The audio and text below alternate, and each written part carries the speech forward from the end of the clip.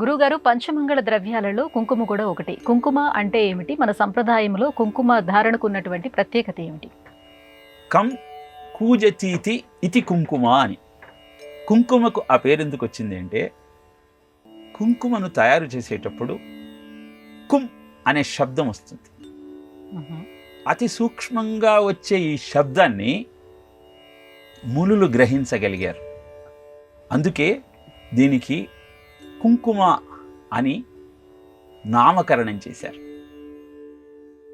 భగవంతుడు ప్రసాదించిన పదార్థాలలో కొన్నిటికి భగవత్ శక్తిని నిక్షిప్తం చేసుకుని తిరిగి ప్రకటించేటువంటి శక్తినిచ్చాడు. అలాంటి పదార్థాలలో అద్భుతమైన పదార్థం కుంకుమ. ఈ కుంకుమను మనము అమ్మవారి అర్చనలో ఉపయోగిస్తాం. కుంకుమార్చన చేసిన తరువాత దాన్ని ప్రసాదంగా స్వీకరించి సంవత్సరం అంతా మన దగ్గర ఉంచుకొని కష్ట సమయంలో తిలకంగా ధరించి ఆ కష్టం నుంచి బయటపడతాం. ఈ శక్తి ఎలా వచ్చింది అంటే, ఈ పదార్థానికి ఉన్న ఆ దైవీ శక్తిని మంత్రం ద్వారా పునీతం చేసి యంత్రం ద్వారా ఆరాధించి నీ దగ్గర ఉంచుకొని దానిని నువ్వు కష్ట సమయంలో వినియోగించిన కారణాన ఆ కష్టం నుంచి నువ్వు బయటపడగలిగావు. కుంకుమ అంటే ఎర్రగా కనబడే ప్రతి పదార్థము కుంకుమ కాదు. పసుపుతో మిళితమై చందనంతో రంగరింపబడినటువంటి పదార్థమే కుంకుమ. దాన్ని మనం నుదుట ధరించాలి.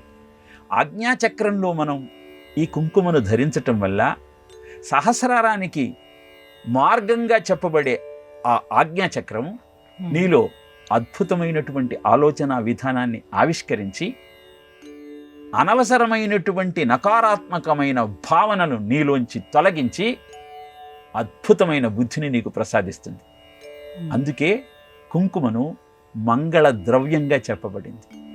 అలాంటి కుంకుమను మనం ధరించేటప్పుడు భక్తి భావనతో సరైన పదార్థంతో చేయబడిన దాన్ని మాత్రమే ధరించాలి. అసలు కుంకుమ ధారణ మనం ప్రతినిత్యము చేయగలిగితే మన ఆలోచన విధానంలో ప్రస్ఫుటమైన తేడాను మనం గమనించవచ్చు. కానీ ఈనాటి ఆధునిక సమాజంలో కుంకుమ చంద్రమతి మాంగళ్యం అయిపోయింది. కేవలం హరిశ్చంద్రుడికి మాత్రమే కనపడే చంద్రమతి మాంగళ్యంలాగా నుదుట ధరించే కుంకుమ ధరించిన వారికి మాత్రమే కనపడుతోంది. దాని కారణంగా వారు అనేకమైన సమస్యలను ఎదుర్కోవలసిన అగత్యం ఏర్పడుతుంది. కనుక కుంకుమ యొక్క ప్రాధాన్యాన్ని తెలుసుకొని దానిని ధరించే విధానాన్ని శాస్త్రీయంగా అవలంబిస్తూ అద్భుతమైన ఆనందాన్ని అందుకోవటం కోసం సోపానాలు నిర్మించుకునే ప్రయత్నం చేద్దాం.